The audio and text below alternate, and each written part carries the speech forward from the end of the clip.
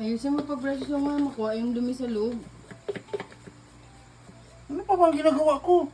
Yung ano ba, yung natuyo na gatas. Ayun, kaya nga may brush na ano na nga. Tapos pagkatapos yan, iugasan mo yung plato ah.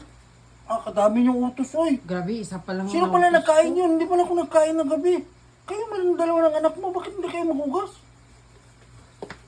Pagtapos mo ugas ng plato, may babad mo yung mga labahin ko.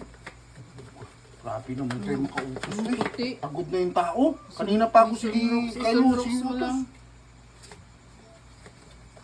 Maghanap kayo ng katulong niyo, oy. Bakit nagayaw-yaw ka? Wala ako nagayaw-yaw. Pagod na ako. Kanina pa ako Pagod ka na? Sige mo ginautusan. Natanggalin ko na yung damit mo sa kabinet.